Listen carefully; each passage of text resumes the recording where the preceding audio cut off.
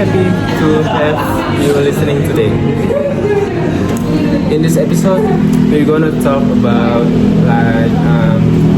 our hopes in 2026 and vision and mission we have for our life. Yes, because the end of one year and the beginning of another is usually a moment when people start reflecting and asking themselves, where am I going? Exactly. And sometimes we get so busy with daily routines that we forget to stop and think about our future. So Bagir, let me ask you first. When you think about 2026, what kind of person do you want to become in 2026? When I think about 2026, I imagine myself as someone who is more disciplined and emotionally mature. I want to be better at managing my time, my emotion, and my responsibilities. That's interesting. But why discipline and emotional maturity? Because I feel like those two things affect almost every part of life. Without discipline, it's hard to achieve goals. And without emotional maturity, it's hard to maintain a relationship and handle problems calmly. That's very true. But sometimes success isn't just about skill, but also about mindset. Do you have a specific vision for your life in 2026? Yes, my vision is to live a balanced life. I don't just want to success academically or professionally, but I also want to have a good relationship with my family and friends, and still have time for myself. I like that idea. Many people chase success but forget their mental health.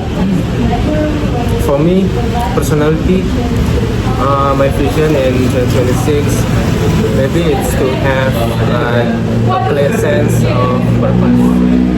That's good. But what do you mean by a clear sense of purpose? I mean, knowing why I do what I do. I want my action to be based on values, not just pressure from society or expectation from others. That's powerful. Having purpose can really change the way we challenge. Exactly. And when it comes to my mission, I want to keep learning and improving myself, of course. I want to be brave enough to try new things, even if I fail. That's good, but failure is a big topic. A lot of people scare of it. Including me sometimes, but I've learned that failure teach us lesson that success never can. In 2026, I want to see failure as part of growth, not sometimes to be a them of. I agree. My mission is also related to growth, but more towards contribution. I want to be useful to others, whether through my skills or even just by being a good listener. That's meaningful. Helping others can also give our life more meaning. Yes, because when we help others, we realize that life isn't only about ourselves. By the way, Raf, do you think it's okay if someone vision changes over time? I think it's normal. As we grow, we learn new things, we experience new situations, and our priorities can change. What matters is that we keep moving forward. That's a good point. Sometimes people feel lost because their dreams change, but actually, that's part of a personal development.